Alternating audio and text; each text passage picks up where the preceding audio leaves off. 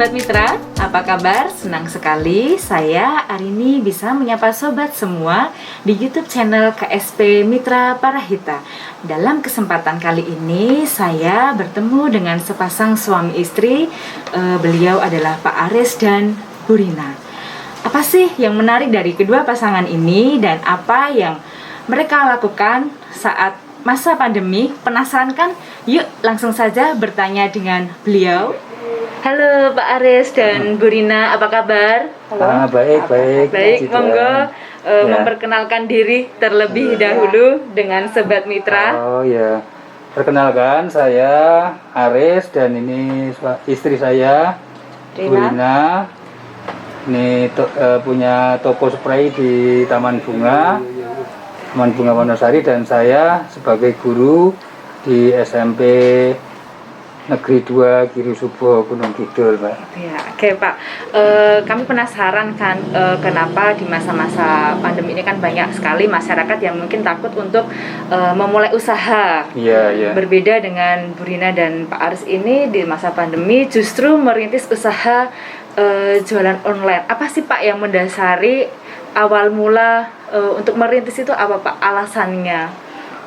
Yang pertama, ketika pandemi itu kan omset penjualan di toko kan ada penurunan karena ada bidang pariwisata kan nggak ada wisatawan, terus sehingga rumah penginapan di sekitar Wonosari dan di pantai itu banyak yang tidak menerima tamu, kemudian orang hajatan juga nggak ada, sehingga orang beli kado juga biasanya kan beli kado kurang, gitu. Terus berpikir gimana caranya supaya penjualan bagus dan pendapatan meningkat. Betul. Nah, saya mencoba buka online pakai Lazada, yang kami jual spray juga. Betul. Kemudian sarung bantal.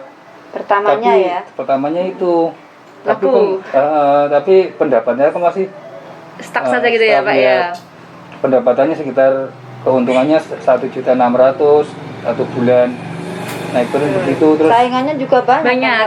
Kalau spray kan saingannya banyak. Betul. Homemade itu lebih murah rendah, ya. lebih murah. Nah, terus saya berpikir gimana makanan yang murah, yang tidak ada di Jakarta, karena konsumen online kan banyak kan Jakarta, Bandung dan sebagainya. Saya mencoba ini makanan khas Gunung Kidul.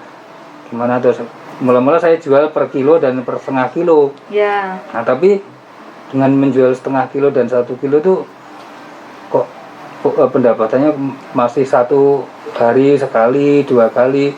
Terus saya diskusi dan ponakan saya, terus lihat di YouTube tentang Lazada online itu. Terus saya coba kalau saya jual per biji itu berapa? Kira-kira per bungkus ya, kemasan gitu ya. Kemasan kecil itu yang harga belinya sekitar 3.000-an, coba saya jual 10.000, harga coret jadi 7.000, kan keuntungannya 100% lebih. Saya mikir kok harganya 7.000, nanti ongkos kirimnya 9.000, gimana? Laku kan enggak? Karena mahal ongkirnya ya Pak, daripada harga ongkir. Nah, terus saya baca-baca, lihat-lihat di YouTube, kemudian diskusi dengan ponakan saya juga, nggak apa-apa Om, itu harga 7.000 nggak apa-apa, ongkos kirimnya nanti sampai Jakarta 9,5. Tapi kan nanti bisa dibuat flexi combo, kemudian voucher, pasti orang belinya tidak cuma satu ya. Nanti orang mesti kalau nyoba, misalkan mau nyoba 1, terus nanti berikutnya ada yang nyoba misal 5 karena ada flexi combo, misalkan diskon 4% setiap beli, lebih ngirit paketan 4 dan sebagainya, dan vouchernya Rp500 tiap beli Rp30.000, itu kan menarik. Di ternyata bulan karena itu kan WFH ya, tidak banyak mengajar, banyak waktu yang terluang. Saya coba, saya foto semuanya, difoto ya Pak ya. Satu di foto. Nah, saya ngeditnya foto juga asal-asalan, belum bisa waktu itu. Saya kasih judul, ini kan Padilo orang nggak kenal, yang kenal kan Ginang. saya kasih judul kerupuk singkong atau rengginan singkong 27 keping dijual mentah. Dan yang menarik kan rengginan dan rengginangnya 27 keping itu. Ya. Harganya 7.000, orang penasaran kan. Nah, terus saya jual. Bulan pertama itu laku 400 bungkus. Saya kaget loh. Ternyata dengan harga segitu itu malah laku daripada dijual setengah kilo atau 1 kilo. Kiloan. Nah, itu saya belum begitu paham tentang promosi dan sebagainya. Itu awal mulanya gitu. Terus ternyata harga di bawah 7.000, di bawah 50.000, di bawah 100 itu malah lebih laku dibanding yang di yang mahal gitu karena ya. orang kan melihat murah, nyoba dulu. Ya, enak beli lagi. Iya. Nyoba misalkan hilang uang harganya 7.000, ongkos kirimnya 9.000, kan sekitar 15.000 sampai 20.000, nggak apa-apa mau nyoba uang 20.000. Kalau yang belum pernah kan Gitu. dapat 27 keping gitu kan, banyak gitu kan, belum pernah lihat kayak apa tuh patilo gitu. Biasanya kan kalau orang Jakarta kan penasaran kok rengginang singkong gitu loh. Jadi itu ada highlightnya gitu ya menarik, judulnya. Ya mungkin yang membuat menarik adalah di judul itu. Jadi kita tuh kalau Lazada juga harus buat judulnya juga harus menarik. Biar menarik, fotonya juga deskripsinya nanti itu tuh makanan apa toh dan sebagainya, kemudian terus terbuat dari apa itu dijelaskan semua di deskripsi di situ. Nanti orang mau beli kan, ini dari ini harganya sekian. Itu kan lebih mudah orang. Kemudian kalau udah laku dapat bintang, nah itu kalau barang udah laku dan dapat bintang 5, itu pasti barang laku terus, tidak akan berhenti. Istilahnya sudah ada penilaian dari customer juga ya Pak ya. Iya, jadi ini sudah berjalan berapa lama usaha jualan online ini Pak? Ya, kalau jualan online-nya sebenarnya udah lama ya. 2016 ya. Selama Lovely itu ya. Selama toko buka awalnya itu Lovely Shop gitu ya. Tapi kan jualnya cuma spray. Nah, karena masa pandemi ini kemarin masa pandemi beragam kita itu tadi ya. Gitu. Lalu untuk hasilnya Pak, sesuai ekspektasi atau jauh dari ekspektasi atau malah melebihi ekspektasi Bapak dan Ibu ketika jualan padilo secara online? Oh ya, untuk jualan padilo itu saya pertama kali menawarkan dengan 1 bungkus harga 7.000 itu, saya tuh nggak punya bayangan mau selaris itu, nggak punya bayangan. Yang penting saya tuh lihat, di sana produksinya ada. Terus saya tanya, ini produksi terus Bu? Ini, iya produksi terus. Saya lihat setiap kali saya datang itu tumpukannya juga banyak. Nah, mula-mula saya tuh hanya beli di toko-toko makanan kecil itu. Waktu dijual setengah kilo dan 1 kiloan itu. Setelah saya ke sana lihat ternyata stoknya di sini banyak dan harganya lebih murah. Nah, saya jual di bulan, bayangan saya itu sehari paling laku 5 atau 6, 7. Ternyata di luar ekspektasi saya terkejut loh. Manis. Bulan pertama kalau udah laku 500. Terus bulan kedua 1.000, bulan ketiga 2.000. Terus setiap ada promo-promo saya dikontak oleh Lazada, telepon, Pak ini ada promo, mau ikut enggak nih? Oh ya ikut. Terus saya ikut, terus semakin laris, terus ada flash sale saya ikutkan. Terus biasanya kalau ada flash sale itu 1 hari bisa sekitar 500 bungkus, 400.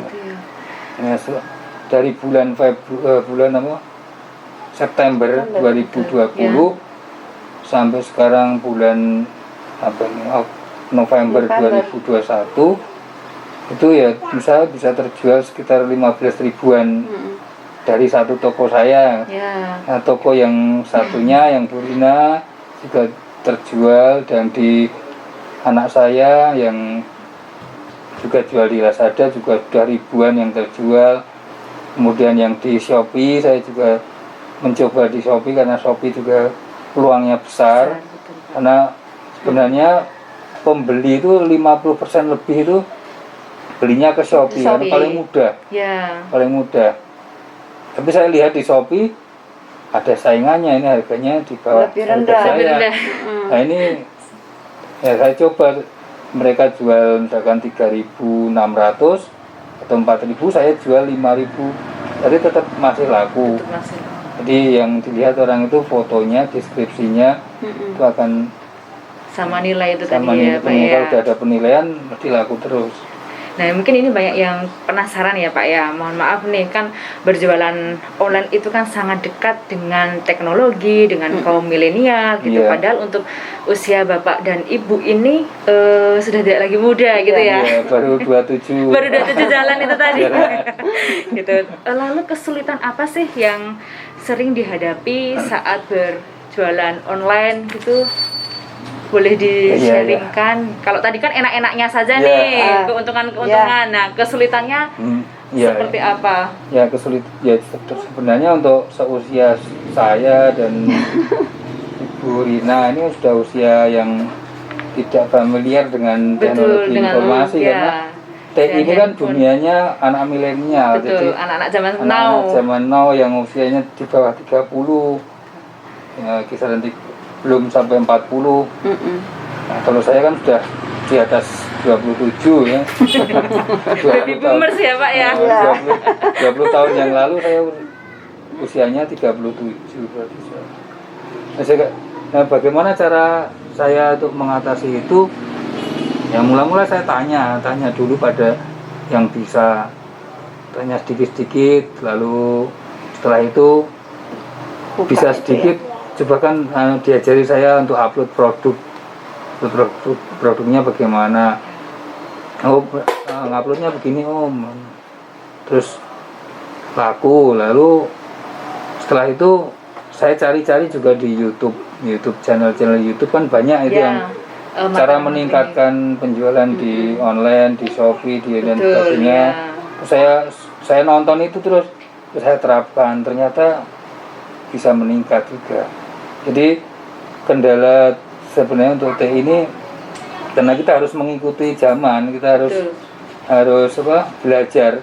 Ya tidak, bayangan kita tidak harus langsung melompat jadi bisa. Ya sedikit demi sedikit.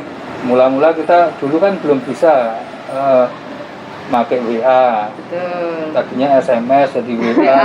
Kan lama-lama juga familiar. Gimana cara mengirimkan gambar itu kan nggak bisa. Lama-lama kan juga bisa. Begitu juga untuk jualan online ini, kita belajar sedikit demi sedikit. Nanti semakin hari semakin kita menggeluti, semakin